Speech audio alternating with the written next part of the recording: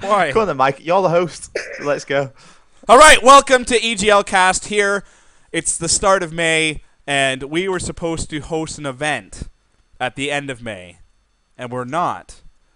And we're going to talk about that. We're also going to talk about the Halo community at EGL and kind of the discussions that they've been having so far over on topmid.eu. We're also going to discuss the perfect venue and what the three of us think the perfect venue would entail. So we've got all that coming up. Now, we're going to be playing around with formats and so on. Tonight is a unique circumstance. I'm trying to host this while doing all the technical stuff, which is why it's terrible. And but, you know, so far so good. And then the format we're going to change, but tonight we're going to try to do kind of a 4-minute stopwatch on each topic.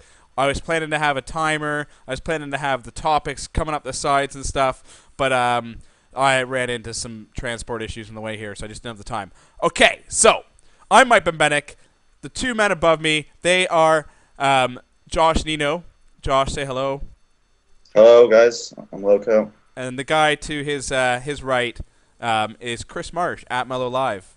Hi. That's it. That's all you have to say. It's a bit disappointing, isn't it? Yeah, well, I don't know what you want me to say. Well, welcome to the stream. I already feel sorry for you if you're watching this, but hopefully we'll have some useful information during the course of the show, so stick around. Yes, and we will. We will. Hopefully, yeah, you know, also send us any questions on Twitter and stuff. There's nothing that we'll avoid. Any questions asked, we'll try to answer unless it's ridiculous. But so, yeah, throw questions at us and then we'll get back to you as soon as we can. That sounds like an answering phone message. That anyway, go. And then so we'll do a Q&A at the end, especially. We'll answer any questions you have. I've made myself available on topmid.eu for the Halo stuff, so if you want to talk about that, fire some questions onto that thread with the poll asking what event you want to attend, and I'll get back to you. And of course, you can ask us anything on Twitter at any time, and we'll try to reply. And all our obviously all our Twitter names, aliases are below our names right here on the EGL cast. So. Topic number 1 here on the stopwatch is going to be randomly picked, and it's going to be the May event cancellation, a good topic to start with. Why did this happen? We're going to put 4 minutes on the clock. Well, not 4 minutes. By the time you've added 4 minutes to the clock, it's taken longer somehow. Boom. Chris Marsh, go. So the May event, quite simply, if you look back, the previous event we held was not actually that long ago. We were looking at alternative options to run this event because ultimately people are getting kind of tired of going back to Blackpool every time. Having just been there, we figured, we'd try and mix it up, do something else. So we had an idea in mind of what we were trying to do. We looked into it as best as possible. It kind of looked like we were going to be able to do it, although things kept getting pushed back and getting pushed back. And then almost more or less at the 11th hour, things fell through that we kind of needed to happen in order to enable us to do it. So with that in mind, we had to pull the plug. There's a chance that we could have held out a little bit longer and possibly got the event together, but it got to a position where, people might not have been able to get time off work, that kind of thing. Really apologise for taking so long with the announcement, or, perhaps we should have updated people on what we were doing, but ultimately, we wanted to get to a position where we could go, right, bang, this is what we're doing, see you guys there. But in the end, unfortunately, we were just unable to do it. Yeah, it was very much a last minute concept, I feel, anyway. Even with on that kind of time scale, the kind of quality of event that we wanted to deliver over that kind of time period, it just wasn't viable in the end. And the thing is, the important thing here is that we actually are still looking to do it in July or August. So, look forward to that. We are going to announce some dates as soon as possible. And like Chris said, we can only apologise for, the lack of information regarding EGL 10 and May and, what happened in the end. Yeah, at the end of the day, it's a kind of tightrope, because on the one hand, we don't want to say we're looking at doing this at this date because people might be like, oh wow, they're doing it, I'll book time off work. So it's kind of like we almost have to keep people in the dark at times because we don't want to build expectations of something that might end up not happening. That's the unfortunate thing to it, though, is that we announced dates last year. We had a plan to do kind of these long weekend events and so on, so we nailed all those dates down, and then right after, as Chris was saying, right after the last event, it was, clearly obvious that we weren't going to put on a a big event, just because the amount of feedback we had about venues and so on, about the long weekend, saying that 3-day events are too much and that they're too expensive to run. We had a lot of people say about the exams that are going to be happening towards the end of May, so that was another reason why people wouldn't be able to attend. So there was lots of external reasons for us not to do the large scale event. And then, as Chris has mentioned, things don't always come together. We have so many plans and there's so many things we want to do, but there's only so much time in the year, and there's only so many sponsors out there willing to put kind of their cash and their brands behind EGL. So it was unfortunate, but it's the way it is. I think on that note, talking about 3 days events, 3-day events is one of the topics, isn't it? Yeah. Because I think we should. As a 4 minutes elapsed, are we good? Do we stick around? We've got one more minute, but we got one more minute. Yeah. Yeah. No, about regarding the 3-day events, it wasn't just us, who wanted to do a 3-day event. The community wanted to as well. And I think collectively, both EGL and the community, I think we've all come to realise now that 3 days events, it's not good. Well, it's not realistic. Not just from our point of view in terms of set up an organisation. It's all it's also for the players who have to book an extra day of hotel or an extra 2 days of hotel, and missing out, another day of work. Yeah. Well, that is the main point. Like our thought process behind the 3-day event was quite simple. Once the gamers are there, they pay the same amount of money and they'll get an extra day of gameplay, which sounds good on paper. But by the time they paid for all the stuff, like they paid for their extra day hotel, like you said, they've maybe booked a day off work. For the teams that aren't sponsored and such, it costs them a lot more money, and it for the foreign teams as well, they don't share the same bank holidays, that kind of thing. So in the end, it simply just wasn't viable going forward. So ultimately, we'll probably look to go back. Well, we're almost certainly going to look to go back to 2-day events. All right, okay, so we're 4 minutes in. That's it for that topic. Boom. Okay, so we're going to move on now. We're going to talk about Halo, and of course, its existence in Europe as a competitive title, and the fact that the community is a bit up in arms about how EGL has treated them over the last few events. There's talk about perhaps the community moving elsewhere. There's talk about how EGL can improve, the fact that they don't get main stage time due to a lack of a spectator mode. But at the end of the day, these can't all be used as excuses. So Josh, we'll start with you. Your thoughts on the Halo's proposed move elsewhere, and what we can do to improve EGL's Halo. Well, First thing I want to address really is the main stage at EGL 9, because we actually did want to have it on main stage. We have every intention of doing it, and the reason we couldn't do it is it's something really silly. Mike, I don't know what that piece of equipment was, but I left at my house, and you called by, I had it there. But basically, it was forgotten equipment, and that is the only reason why Halo couldn't go on. Me and Mike had a chat at the very beginning of the event to discuss, which games of Halo we're going to put on the main stage, and it all fell down to that, to that silly mistake. With regards to what's going on in Halo on the Tom Mid EU at the minute. Mike, you put a very, very diplomatic post across. I felt Chris did too, but they didn't react as well to yours, Chris. I don't think they like you as much. Yeah, but look, it's all about community interaction and community, communication between EGL and Halo. We need to do more of that. We need to be more proactive with that. And obviously the Halo guys, they see under Certo, where EGL staff are a bit more active with the community on that front. We can do the same with Halo, and we are going to do the same with Halo. You know what? That's a fair point, though, Josh. Is the fact that a lot of the people who've kind of made their thoughts known, it's really down to the fact that we're not always on top mid. And I made a point of saying, what, I'm on all these forums, like Esports, Gears of War forum, Decerto, top mid. I'm on them all, and I do visit the sites regularly, if not every day, and read kind of what kind of new content's put up. But I don't post very often, and I don't always see a need to. But of course, this has been a bit different. Yeah, we can't isolate us. We don't want the community to feel isolated, and that's going to change straight away. Actually, I think, Chris, you're actually going to have a meeting with one of the more prolific players on the Eddie Leck reaction, aren't you, to discuss a few ideas, how we can move forward. We at the end of the day, our support of Halo, we don't want it to be limited to just events as well. We've already tried supporting Halo Online. Admittedly, we didn't have any prize at the time.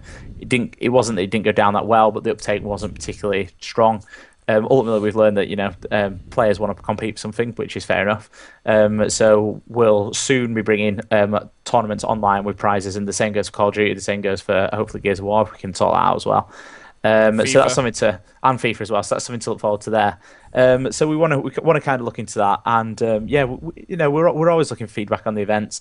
The whole thing with the main stage, we upset, wasn't great in terms of the criticism about the hardware. Ultimately, it comes down to how much actual hardware we've got available, i.e., Xboxes, monitors, that kind of thing. Before the event, we generally divide the consoles up relative to how many teams attend each tournament. As I actually pointed out on the forums, that Halo actually does get the best ratio out of all the games at the event in terms of the number of teams compared to the number of stations available, and that's better than COD, better than other games. Yeah. So yeah, it's we're not going to claim that we've got the event perfected by any stretch. And as I also said within the post, it doesn't need to be an all or nothing thing. It doesn't need to be either let's all just attend EGL or let's all not attend EGL. We're here to talk. We've given out our Skype, that kind of thing. Imperial Mellow is my Skype if you want to add me. The door's always open to talk about how we can improve our events and what we can do to help the Halo community grow. And there is the opportunity to grow as well. That's the thing. There's a lot of players from the continent that are not attending who perhaps would have attended back in the XL days and that kind of thing. We need to address that. That's 100%. Yeah, there is. There's lots of potential players out there. Like every game, like you look at Call of Duty, we don't even touch like a percentile of a percentile of the actual community that exists in the UK, let alone Europe. And the same goes for Halo. Halo is obviously a very passionate community. The game's had an ebb and flow to it, which it hasn't always went the way that I think the community wants it to go. But they're obviously passionate. Some of them stick with a game they don't even like, because they like the people that go to the events and they like kind of the interaction they have with those people online. And if it means they have to play a game they may not be the biggest fan of, then they're willing to stick with it. It's been 4 minutes, so unfortunately there, as we see, it goes quick though. Work. What? This doesn't work because there's still bits that we need to cover. Yeah, there's also quickly with regards to Gears of War and Halo. Firstly, to follow on from what you just said, between the French and Italian communities in Gears of War was over 100 teams playing online. So we are definitely going to try and unify communities, bring them over. Also, play Halo and Gears of War. Very early days, extremely early days at the minute, but we are looking to do something a bit more bespoke and individual for those communities in terms of events, and hopefully we can bring more to you on that as soon as possible. With Halo, one thing that I've always felt is that the real downfall of the game, and people probably say it's because the game's perhaps deteriorated over time, as in it's not as compatible, so to speak, and perhaps that's no doubt had an effect in things. But one of the biggest downfalls has ultimately been there's no real link between the online competitive and the offline competitive. It seems like players just play matchmaking or play scrims with people they know, and then they attend LAN. Yeah, whereas, so that's a very old culture. So that's gone back a long time ago as well. It has always been the case. Yeah. And it mostly spreads through word of mouth, which is insufficient. If you look at a game like Call of Duty, and I don't want to constantly draw comparisons because it's the two completely separate games. The culture is different, but on Call of Duty, there's unlimited amount of online tournaments and people are always competing. The top teams are always competing in tournaments, and this just helps bring more people into it. It's almost like a stepping stone because people aren't going to commit from going into matchmaking to attending events. There's got to be some sort of middle ground where they can get that taste of competitive play and say, what, I've become good enough that I want to take my game to the next level. I want to compete in an event. You need to have that middle ground. Otherwise, the game it's just going to kind of remain the same unless there's another way of getting the word out, which, there's no obvious answer to that.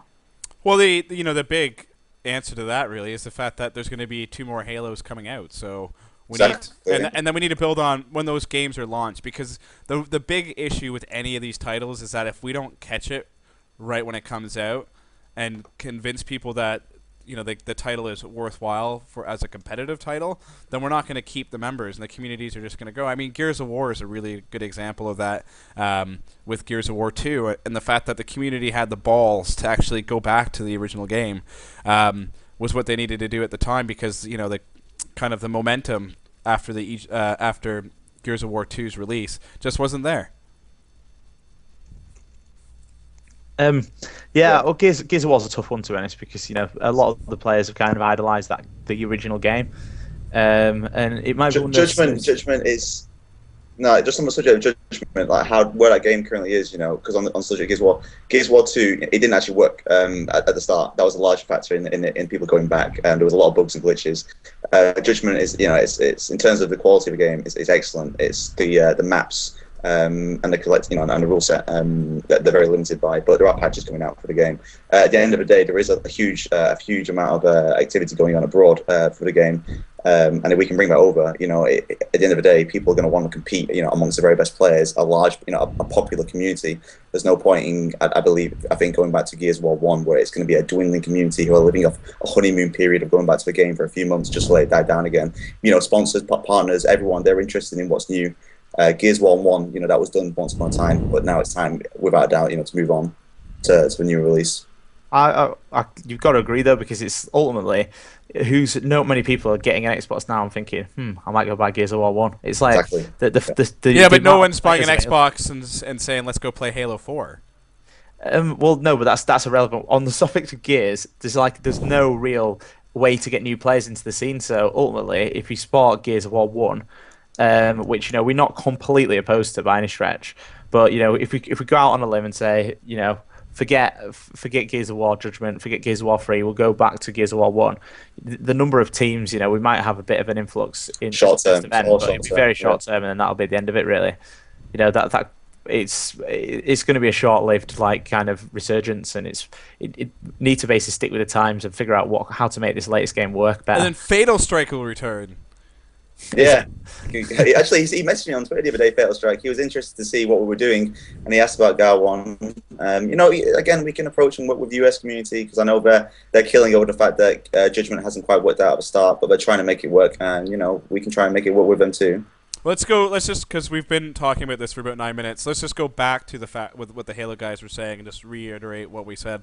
The main stage, obviously, the lack of a spectator mode absolutely crushes being able to put that game on the main stage, because and someone brought it up today kind of on topmid.eu saying, I think it was Perry just saying, you know what, like even if it was just one POV, we'd be happy. And I've never really thought about doing it that way, because I just thought that was a bit disgraceful, because only getting to see one player is not the greatest way to broadcast a game. But at the same time, if it makes them happy, then why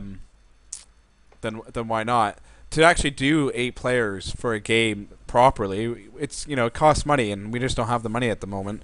And that goes for a lot of the things that people want to see at events, be it excuse me, everything costs money. Yeah. Well, yeah, of course. People want better venue. That costs money. People want to see the split of thing. That costs money. People want ultimately the prize money, which we'll talk about soon. Paid out in an instant. Ultimately that's not something we can enable at the moment, but it's something that we're working towards doing. Yeah, prize money. We keep it short and sweet. As Chris, you've addressed this quite recently a lot now, and I think we can all agree, the 3 of us in here. But those days, we all know those days are very almost over. And we're going to make an announcement very soon on EGL 7 and 8 prize money. And from EGL 9, we as a company, we know we can't afford to delay payments ever again. We can't afford to do what's already been done. Yeah. It's hurt us. We know that. Everyone, we see it on Twitter all the time. People asking about it, and everyone says to us, you've made all these false promises. But when you've got people constantly emailing, tweeting at us and so on, you just kind of. It makes you rush a bit, and there's so many times that we've given false information. No, but it's not. Yeah, it's not been intentional. No, exactly. I'm not saying it's intentional, but there's things that we're working on that, like right now, we've learned our lesson. Like we're not going to announce when we're going to pay it, even though we're working on something. Ultimately, like you said, there's been times in the recent weeks, months, where we thought, okay, we should have this money at X date, and then the date's passed and it's been too late. The problem is that obviously people want to know a deadline, but when we have no fixed deadline of when we're going to have the money, it's impossible to kind of say anything to them other than it will be soon, which is disappointing for people to hear. people want to know, and it's understandable, you know. Like I've never been a necessarily prolific player on LAN, but I've won a fair bit of cash. I've experienced, you know, what it's like to have to wait to be paid, and I know it's frustrating for people. I know it's the same for Josh, and we completely understand it. It's not something that we've intentionally done. We've not thought, right, we can use this money, you know, to do other things. A lot of people, there seems to be a thought that it's something to do with greed or anything like that, but to actually put that quantity of money in, like in an ISA or something like that, the amount of actual money you would make off it is almost negligible. It wouldn't physically be worth it. You know, a couple £100 at the most. It's not like we'd be lining our pockets with that kind of money. And the truth is that, you know, we made posts on the Halo forum about how the prize money situation got like this in the first place, and ultimately it all stems down to issues that were in the gaming industry of you know, a year or so ago. It hit us hard because it was money that we'd basically relied on because we had it in writing, that kind of thing. But ultimately, if a company goes into administration, you know, that it's not worth the paper it's written on. So it's not like we can go in there and say, where's the money? That money was gone. So all of a sudden we had, you know, players we were owed money to, and we didn't have that money to get. So since then, you know, we've been working hard, you know, getting money in from other places to kind of get back on top of that. And you know, within the next couple of weeks, we will be in that position where, you know, there's no issues with liquidity. You know, we'll be able to hopefully get on top of prize payments and not even go to the full 6 months. You know, get it a lot shorter than that. That's the goal. You know, we want to reduce that. You know, those terms and conditions as soon as possible. Yeah. Ideally, we'd be paying out within a week. Yeah. And that's that's the dream. Like it's, you know, and yeah, no, I just want to get across that there is no benefit to us to delay the payment. Like if like it wasn't 100,000% necessary, we would be paying there and then, because as we also said in the Halo forum, and the same goes for a lot of the other games, a lot of the top players are close friends of ours, and you know it's hard to turn around to your friends and say it's going to be delayed again, mate. No, I mean it's not an easy thing to have to do. And you know, so it puts a lot. There is a lot of pressure on us with the prize money, and you know, but we understand that, you know, people are going to ask. It's perfectly acceptable, and you know, feel free. As I said, I'm always there to talk on Skype or whatever. I won't ignore you if you want to ask about what's going on with the prize money. And the same thing goes, and EGL 6 as well. The prize money for that will be out at the same time. And again, apologise for the delay of that. But don't email us or contact us every single day asking the same question, because it's pointless. And it's so frustrating. Yeah, they have the right. They have a right to do that. It is frustrating, but that's the situation. No, but it's not though. They don't have a right to do it, because most of the people who ask aren't even owed anything. The people, like I said, if anyone. I'm just saying though. I'm just throwing that out there. I'm just throwing that out there. There's no excuse. As I said right at the start, we don't have any excuses. So fair enough. Problem's been rectified anyway. It's not going to happen like this ever again. That's all that matters, you know. So. Okay. Let's move on to. Let's go back to the stopwatch format, because we just talked about that for 15 minutes. We're going to talk about kind of the esports and the negative mainstream media coverage that's happened, and how can the community distance itself from it. So we've kind of 4 events happen over the last 2 months. We had Eurogamer video of people swearing and kind of the back chat that teams give each other during tournament play. The Independent, a huge UK newspaper, picked up on that, so they ran some stories on that, saying how it's disgusting and a bit vile, and you know, how can a parent send their game to such an event.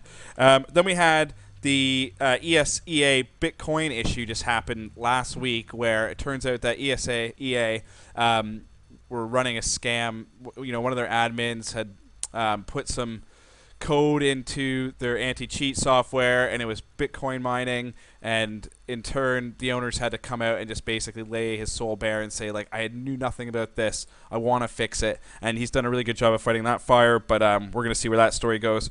But of course, again, mainstream newspapers picked up on this.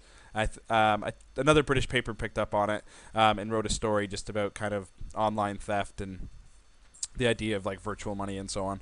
And then we've got, of course, the Iowa kid who murdered his mom because she banned him from playing Call of Duty. And then we had a similar thing happen with Gears of War Judgment, where a kid knifed his friend. So all this stuff is happening, and it's all very negative for the image of esports. So Josh, go ahead. How do we fix that? Well, let's just look at Eurogamer first, you know, and the incident. So not Eurogamer. Well, obviously the report from Eurogamer, the video that was made, and the subsequent articles. I think none of us want to, like an esport banter, trash talk. It's inevitable. It can be very tasteful as times as it can be, ridiculous, and out of order.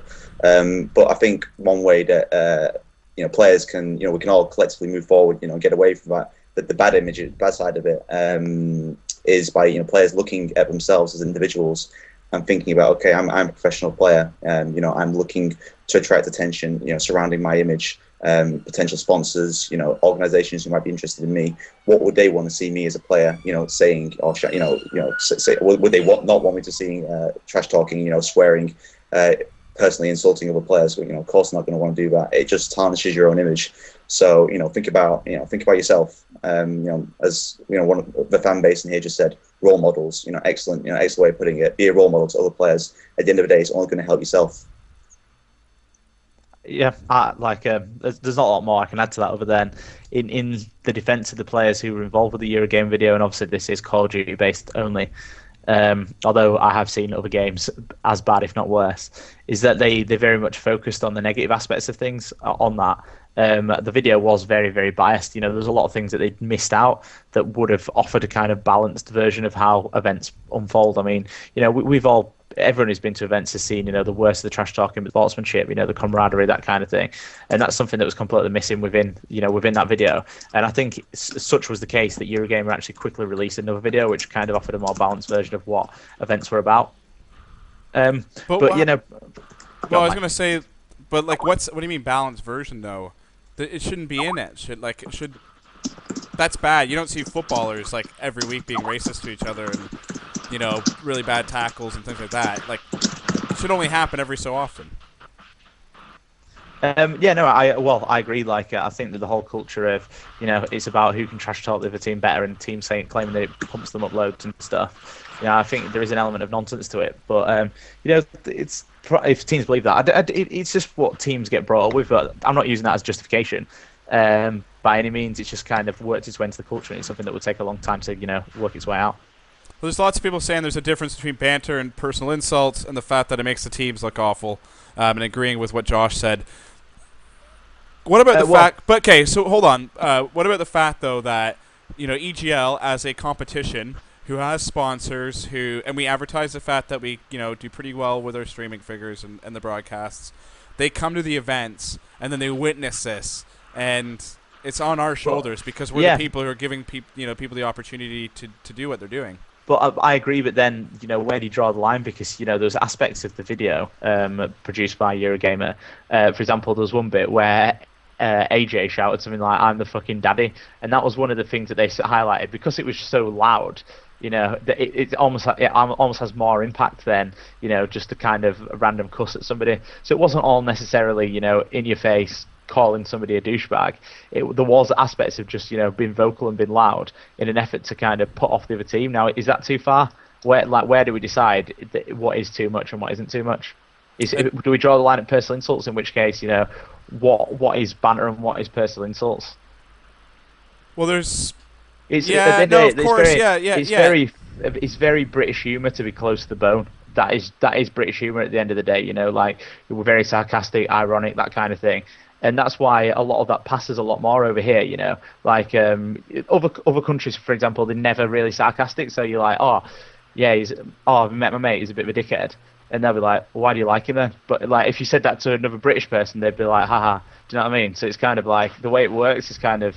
No, I agree, Chris, but at the end of the day, we're appealing to an international audience, so we have to strike the balance. And obviously, where is the line? Well, if that means sacrificing some of the British traditional humour, then so be it. Yeah, no. All right, boom, 4 minutes done. See, this is why we have a clock to shut us up from talking about nonsense.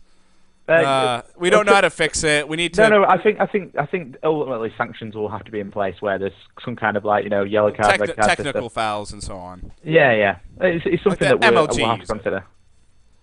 Yeah. All right, okay. We're going to talk about the perfect venue now. We'll do that for 4 minutes. Chris Marsh, before you start running through this, okay, so everyone who's watching this, the things that we need in a venue in order to run EGL, we need about 2,000 square meters. We need a high-speed internet connection with very good upload. You'd be very surprised at how many institutions around the UK and Europe have the worst internet connection ever. We need about 60 or 70 upload and download. Yep. And then we also need 3 amp 64 phase power. Hamilton or Dean are just going to be like, what is he talking about? Yeah, so 64 amp 3 phase power is what we require electricity wise. Which times 32 of that. There we go. Hamilton's in there. I knew he was going to be there. 3 phase, 64 amp. And we need 32 of those. Do we? Yes, because one station takes one of those. I don't think. No, dude. No. That's not right. Yeah? No, one station takes 16 amps. Does it? Yeah. It's a good job I'm not an electrician in it. Otherwise, my spot's to be blown up. Hamilton, is that right?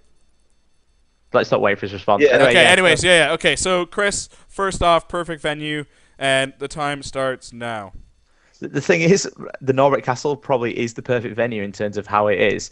You know, it's not the best looking, admittedly, but in terms of size, in terms of you know, our needs, you know, the network, the people there are good to speak to.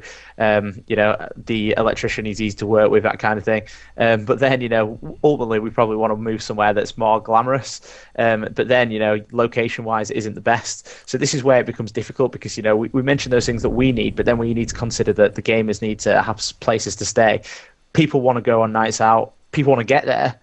You know, it needs to have some sort of international airport service in it, at least nearby. So it becomes very difficult to get that all within budget. Because if you go to London, for example, if we were to move the Norbert Castle to London, you'd be looking at paying somewhere in the region of about £60,000 to go to that venue and hold an event there. A lot of people, for some reason, believe that we get the Norbert for free, which we don't, because otherwise, how would they ever make any money? It wouldn't make any sense at all. But yeah, it's a pickle, to be honest. You know, we're scouring the country for other places to go because Josh, Mike, and I all live in London nowadays. It's not like Blackpool. We live in Blackpool, and it's just like a stone throw away. That's why we're like going there. Oh, let's go down the road to the Norbert Castle. We're actually as far away as most other people, and it'd be better. It makes it very simple to organize it all. Yeah, so it's like, in an ideal world, you know, it would probably be, everyone always says, oh, can you hold a LAN in Birmingham, can you hold a LAN in Leeds, something like that, depending on where they live. It'd be nice to have a LAN near to us, to be honest. But, you know, that's a compromise that we need to make. Josh? Yeah, just nothing much other than what Chris has said. Blackpool is the perfect venue then. Yeah, well, not Blackpool, Norbert. We're very specific there. But, look, we are looking at other places, other venues across the country. And you know, not every event from now on is going to be Blackpool, not at all. No. It's just that, you know, we are looking to announce, you know, venues and dates as soon as possible. We actually are we'll be hosting an event. Actually, we'll go on about this later on in the cast, but we will be. I'm not going to say, you know, what the kind of event it is, but it will be an EGL event, and it will be taking place in London. But, you know, that's, again, that is not a specific EGL event. That is just something that we're looking to host. Yeah. We're looking to host lots of different things. So yeah.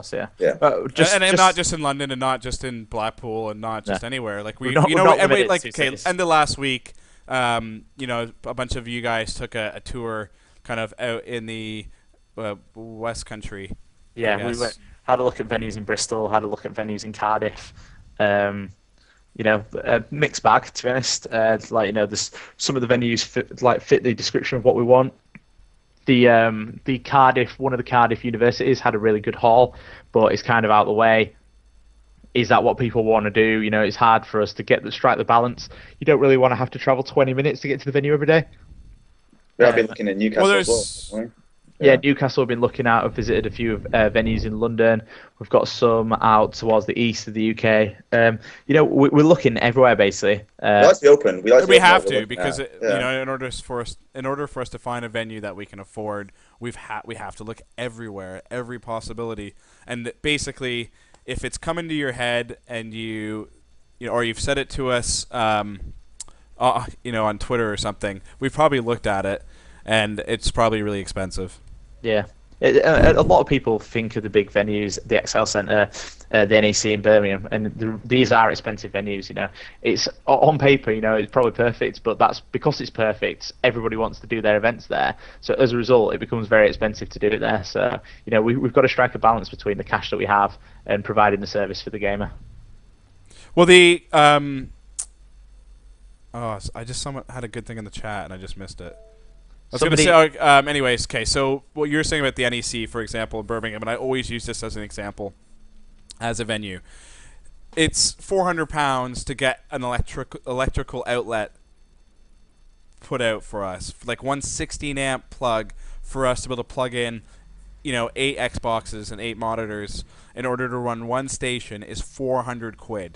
So that's 12,800. Yeah, just for electricity. Just for power. So every venue's like that, basically. But yeah, we're past 4 minutes, so we're going to move on to the next topic. So on a footnote, somebody said that your head is either distorted or very square. No, I've the resolution's wrong. I know. I just wanted to clear that up for the person who's asking me, but that was point blank. Our media guy said he's just staring at your head and he's fascinated by it. What? I don't know. That's just what I've been told. I'm just feeding it back to you, Mike. He'll just wait. Okay. Anyways, we are now going to move on to. That's it. Just, I think we should talk about dates. Because that keeps coming up in this chat over and over. The dates for EGL 10-11 those are preliminary. One of the biggest mistakes of announcing the dates last year was actually because now we have a couple of new concepts and potential events in mind that could affect those dates. So it's not just about not following up on them, but again, they're preliminary. As soon as we can announce the dates for venues, we will do it as soon as possible. We cannot do that as of now. Yes, good point. That's a very good point. Well, let's open up to some questions out there. If people want to ask questions before we close this out.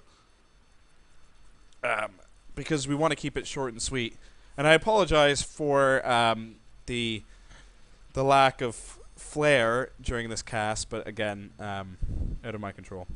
So question-wise, we've had some people kind of ask about venues, and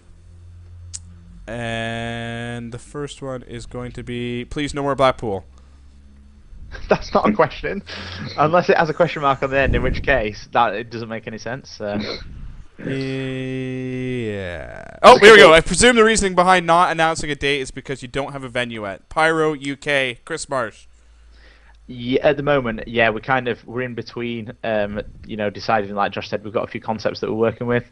So we're kind of in a position where we can't announce because, like I said before, we don't want people to be going to work and saying, I've got this event, blah, blah, I can have this day off, and then if we suddenly say, the venue we want to use, the availability isn't until the weekend afterwards.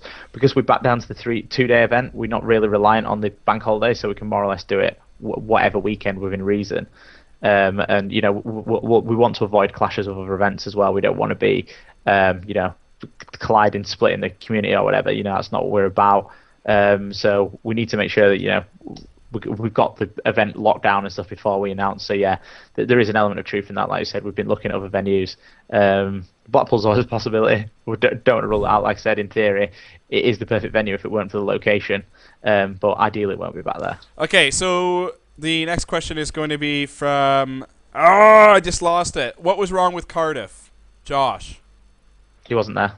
Yeah, I think that's Cardiff. It was out of the way. There was one place. What was it? What was the venue? We looked at 2. One was the one that's like in a town centre that's next to John Malkovich's Really Average Hotel. And that they were doing Dancing on Ice or something there, but it was very, very expensive. And the is it the hockey arena? I don't know what it is. And the other one is was like it was a sports university. And it was just well out the way. It was kind of like Loughborough. in that you could stay on campus, but there was limited places, and then there's no amenities. You were talking about, we got a bus into town centre and it was like 25 minutes or something. I don't know if people are willing to do that. It's not ruled out by any stretch, but there's not a lot there. Someone YX Ulf pointed out that LVP in Spain, LVP they ran an event not long ago. I'm not sure if it was just Halo, but Halo was included. But in Spain, they work with local councils.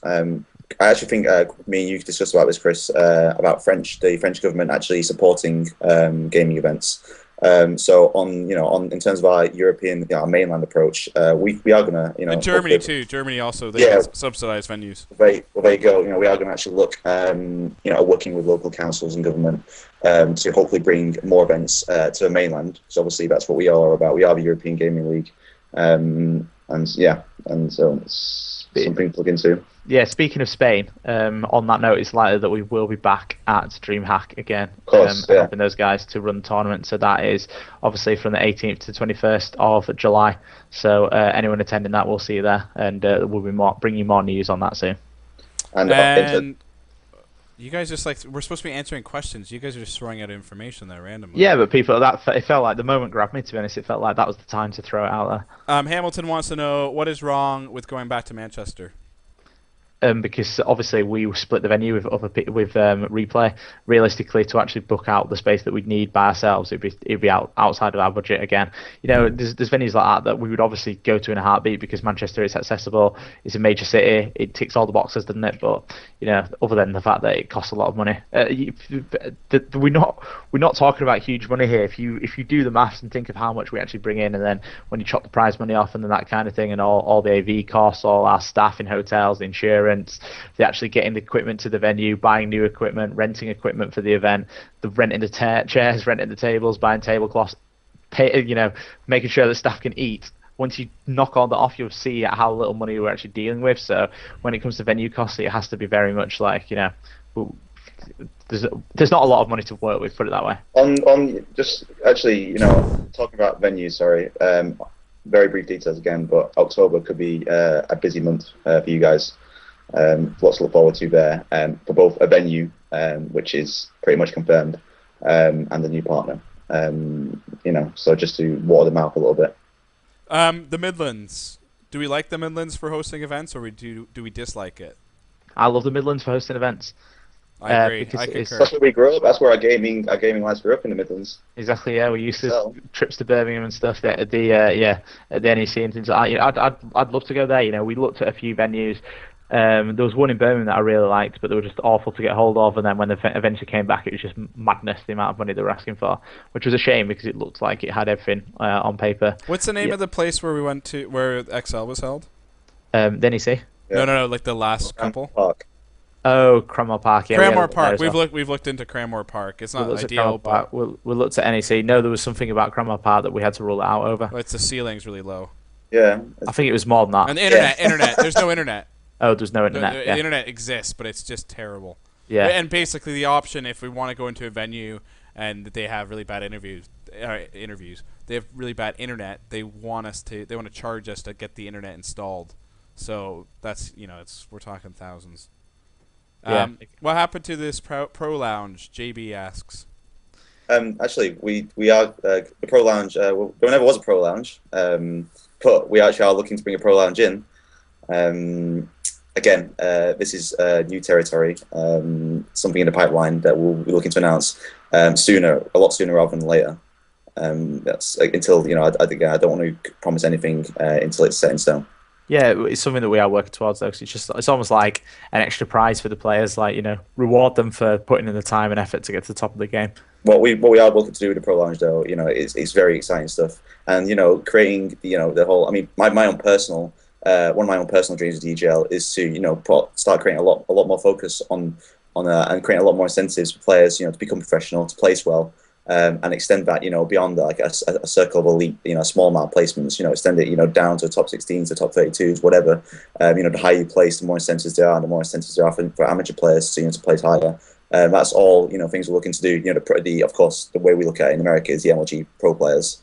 So again. Lots of ideas we have, and lots we want to incorporate, and lots we will be doing this year. All right.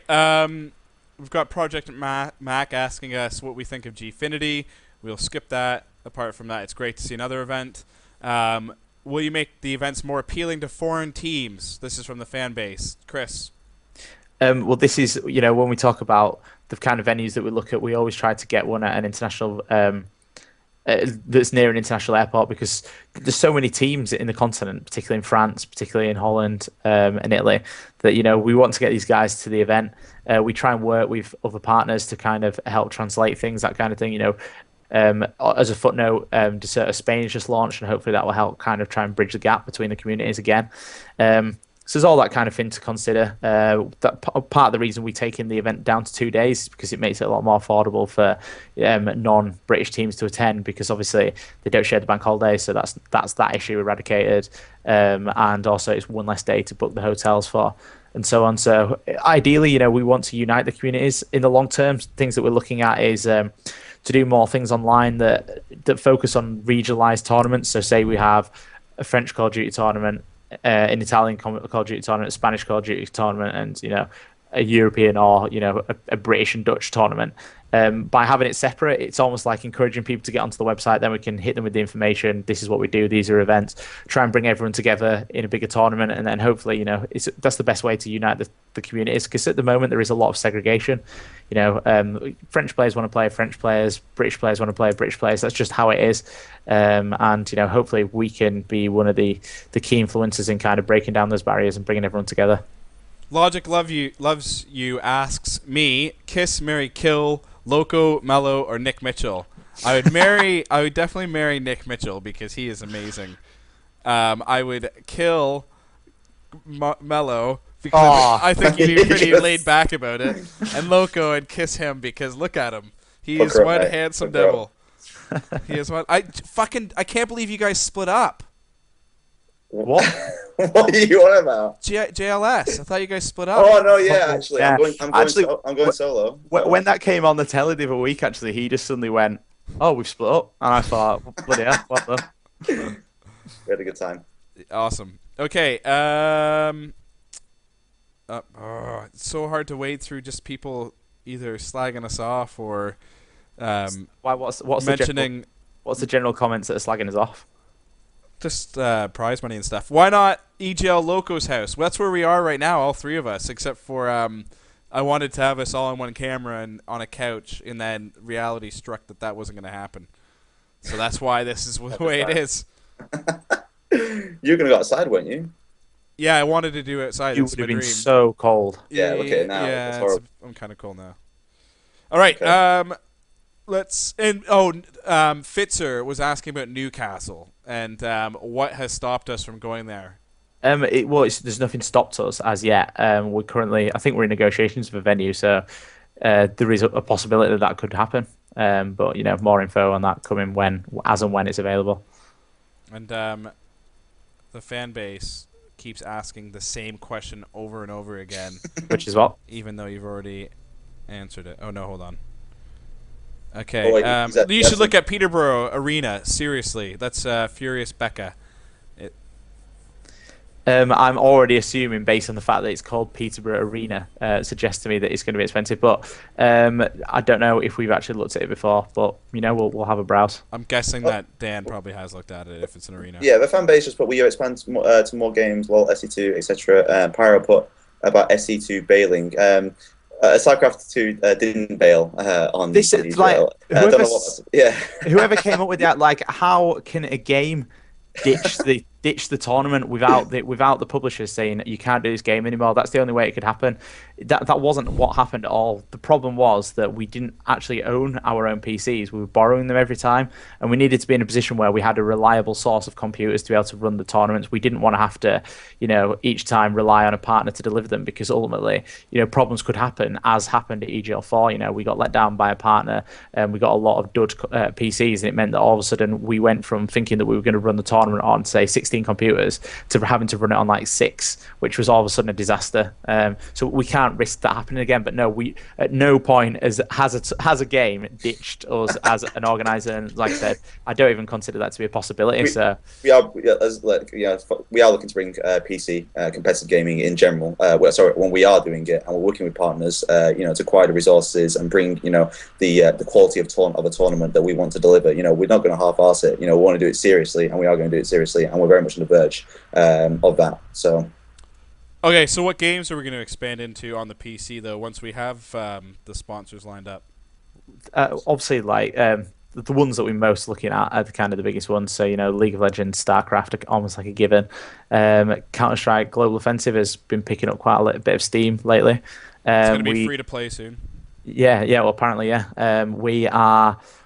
When I was in America, I met up with some of the guys who make the game called Smite, which is like another game that's similar-ish to League of Legends. Talk about if there's something we could do there. So there's a lot of possibilities. Any game that's worth that has a community really and that wants to play on EGL Online or play at events. We're always willing to speak to them, see what we can do for them, try and help them. Cool. Pyro has asked for an update just on what we said about the Halo stuff that we talked about earlier. Ultimately, a summary of that is that we want to have Halo on the main stage. We're going to do everything within our power to try to make that happen at the next event. And we just we understand that we're not always on topmid.eu to kind of answer questions, and we have to leave poor Aaron to kind of diffuse situations, which isn't ideal because at the end of the day, there's only kind of 4 or 5 of us, or there's 5 of us who know exactly what's going on at all times, or at least as much as it's possible. So we're going to try to make more of an effort to be on those websites just to let people know exactly what's going on. What about this event in London you talked about? As Josh said, I think pretty much all that can be said for right now. Yeah, we can't say anything more on that. Details very soon. It's pretty much set in stone, but the details we have to hold back just for the time being. But it should be exciting when it comes around. Oh, absolutely! I think you guys are gonna love it. Yeah. So. Hamilton's kind of summary is he wants to walk into the next EGL and it to look really cute and the best. And that's what we want. That's what we want. We don't try to make everything crappy. We don't try not to pay prize money. We don't try to piss off all the communities because at the end of the day, we really love everyone and we love the games that we support. And there's no reason for us to make our to ruin our image. So from the bottom of our hearts, I'd like to be quite open, to be honest. I think people need to realize that we're actually very approachable guys. But in the past we've talked about, for example, I've tried, Chris and I privately have talked about, what would happen if we were to release the books for the company.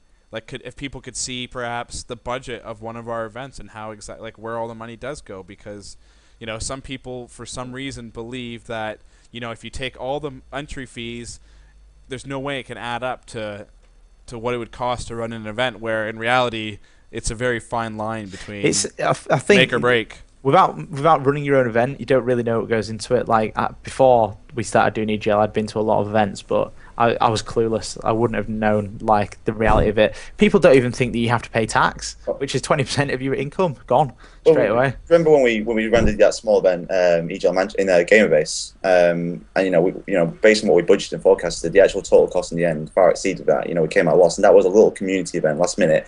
We're a venue that we got a decent deal, and only then that was the beginning of what we come to learn about running events. It's a lot more to it than I think people realise. So much more. Oh, there is, and people. And even at that event, we didn't have to do that much compared to what we do now. Oh, exactly. I remember turning up at ECL 1 when we first ever did it in Liverpool and seeing tills and thinking, I would never have thought to buy tills. But it's just there's all the little things like that, just everything that goes into it. There's so much more than you think. And like Mike said, from the bottom of our hearts, this is our passion, and we make no mistake, this is a business, and that is the reality of the situation. It's not a charity. We don't expect you to come out of the goodness of your hearts. We want you to come because you want to go. But at the same time, this is something that we do. It's something we love, something that we put a lot of time into.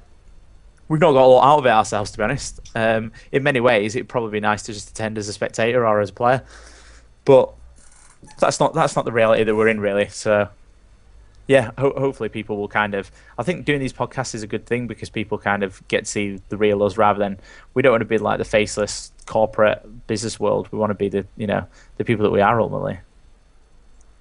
That's why we're here. We were gamers. We're all gamers, and long before we ever envisaged running events, we're involved in this whole community, in this whole industry, and that's why we're still here. Okay, here's an interesting one which I'm going to throw out there. You guys can decide if you want to answer it, but it's a good question and it's to do with multiplayer. Would we be prepared to work with multiplayer? And I actually think you touched upon this a little bit, Chris, on the Top Mid website. Yeah, it's easier said than done because both companies have their own ideas of what they want to do. People may not know, but for Deserto, for example, I've attended now the last 4 or 5. I've been to about 8 or 10 iSeries in total. It's not like I'm unfamiliar with the events. It's not like I dislike their events. I like what they do. I've been to 3 or 4 iSeries. We have fun there. Yeah, exactly. It's a different event atmosphere to EGL. It's not the same atmosphere that EGL want to create. That's not to say it's the wrong atmosphere or a bad atmosphere. It's a different kind of thing. You watch like the kind of iBite videos that they release in the build-up, and the main thing is it's almost like a gaming festival. It's like Leeds Fest with video games, and that is iSeries. And if people want that kind of thing, they should definitely go to iSeries. But what we look to create is a kind of a more we want to be seen as the professional league. That is it. Things like drinking, leave that at the door. That's a footnote. Do you know what I mean? It's like you wouldn't turn up to work drunk. And this is how we want people to. Well, you might do if you're a bit of a spaz, but but generally you wouldn't turn up to work drunk. So on that note, that's how we kind of want the gamers that attend EGL to approach EGL. That they get there and it's serious business. It's the culmination of hours and hours of work. There's a famous baseball pitcher who named David Wells who pitched a perfect game, which is like the best game you could possibly have as a pitcher. And he released a autobiography years later, and he said that he was like basically blackout drunk when he pitched it. Well, Paul Gascoigne apparently, when he was playing for Everton, I think he played a game, been like drinking brandy all night or something like that, taking a load of sleeping pills. When he was in the change room before the game, he took another couple of sleeping pills. Don't ask me why it was sleeping pills. I'm guessing it wasn't. Had some more brandy. Woke up the next day, looked to the side. He had 3 man of the match trophies. He didn't remember any of the game. The best question ever from Matt, 1697. He says, "Any plans to improve on the photography at the events?" I actually thought that Gemma did a really good job of this event. I'm going to say I agree. I imagine that there is an improvement. A lot of time that she was a lot of the time I would see her be taking pictures. She passed it on to me. I took a few pictures. Yeah. Well, right. As far as I'm concerned, right. As long as the pictures get done, I don't care if she's giving it to other people to do. As long as she doesn't A, lose the camera, and B, they get done. I'm happy with that. Whatever means necessary, that's fine. Ultimately, Gemma, fair play. You did a decent job. The another interesting thing, Aaron Cara, obviously our Halo admin, says there's a new photographer on the horizon, which Pyro follows up with Human Top 1. Now, Human does amazing work with the kind of he does basically recap videos of each EGL event, and it focuses usually on Halo, but they're outstanding. He uses a DSLR, so they look really good. They're well cut together, and I've actually had a couple discussions with Human about getting him involved in kind of the production of what we do at EGL and maybe giving him more of an official role. But I think we both kind of decided that the work that he does is kind of special and unique to the fact that he is participating in the event itself and the tournaments, which he probably wouldn't be able to do if he was giving us nonstop help. So that's happened, but it's just doesn't really make sense. Ultimately, we can't. It's almost detrimental to the community if we take everybody on. Oh, exactly. Yeah. You ruin these things like the kind of community insights. Some of the videos that he produces, he would miss key moments where it's like player bonding and that kind of thing because he'd be too focused on the task at hand. I think. That's not to say that we don't want to create more media and get more people involved, but put your name forward if you want to help on that front right away. Yeah. Well, exactly. Once again on the Halo forum, and the same goes for all the communities. If you want to get involved, whether it be online, at events, whatever, get in touch. Worst case scenario, we'll say no. Okay, we're gonna wrap things up. We'll answer 3 more questions. First one, Chris. This one's for you. From Ulif saying, EGL's finances are improving. At least that's what you could be hinting at. Yes. Will refs be given free entry like early events? Possibly. I mean, we do actually give refs free entry if they're not playing. The playing ones, what we found was there was a lot of players who. Mike, you reckon? There we go. Yeah, there was a lot of refs who were basically abusing the referee system to kind of come in, not help at all at the event, but get free entry. And for us, that was it doesn't help us. It doesn't help the community because people need the refs to actually do the tournament. So if you are that person, going in and taking a free ride, then you're essentially letting down everyone else who's in the tournament. That being said, a few people at this last event got free entry, I think, because they help online and stuff like that. So, it's something that we work towards. People who prove their dedication, like event in, event out, we want to, be able to say, yeah, come in for free and hopefully get them other perks, you know what I mean? Work with our partners, that kind of thing. So there are benefits of working with EGL, sure. And are there any plans to introduce more games to EGL in 2013 or 2014? We've already touched on this, but yes, PC games and within reason, there might be some new console games on the horizon. I'd love to see a new console game one day. So would I, to be honest. Josh and I were big fans of Splinter Cell Chaos Theory. They've got a new Splinter Cell coming out. There's, by no means would we rule that out. New Rainbow Six coming out in not so long. I know a lot of people, especially the Call of Duty community, were fans of that series. There's always new games on the horizon, and if enough people want to play them at our events, then we'd be foolish to ignore that. And the same goes for online as well. Okay, Rizla, you can have the last question. So we'll give you a few seconds to type that out. Okay, so as we wrap up, is there anything that you guys want to kind of get out there, Josh? There's been a few different things that have been on the tip of your tongue. No, everything's covered really. I mean, this is going to be an ongoing thing. Hopefully, we'll try and do these casts more often. More communication with all communities. Not just COD, not just Halo. So thank you for tuning in.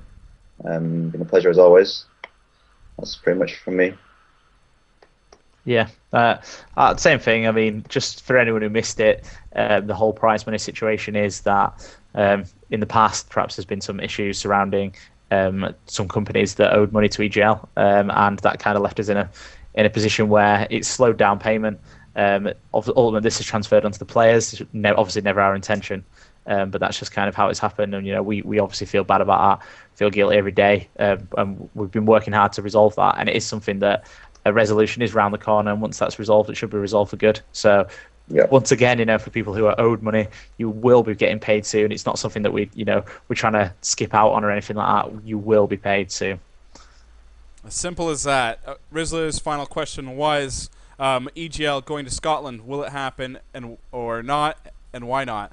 We would love to do something in Scotland. We'd love to do something on mainland Europe, but the reality right now is that the next event is probably going to be in England. So just to be brutally honest with you, it's we still haven't really explored the country at all when it comes to where we can put events on. Well, that's I don't mean it that way. Sorry, Yeah. we've every stone has been turned. But sorry, what I mean is that it would be great to actually host some stuff around the UK first. Yeah. Before or around England, and then maybe move up to Scotland. But you never know. Maybe next week we're gonna find a venue up there, and we'll be bosh up in the Scottish Highlands. Yeah, Edinburgh would be a bad place. Really good hotel situation up in the Highlands. I understand. People could camp. I imagine it depends where you are. Yeah, we do outdoor activities, caving and everything. Yeah, and same with mainland Europe as well. This is something that we are beginning to look into. It's not something that we'd rule out by any stretch. Been speaking to a couple of companies in France, for example, as late. We're going to start doing some French-specific tournaments online. We did a Spanish-only Call of Duty tournament recently. So these are all areas that we're looking to explore, and as time goes on, we'll explore them more and more. Cool. We're going to be back again next week around the same time here on EGL TV. Thank you very much for joining us, all of you, and we hope that you guys gain something from this, because I know that Josh, Chris, and myself, we all did. So thank you very much. I've got a massive headache. That's what I gained. Anyway.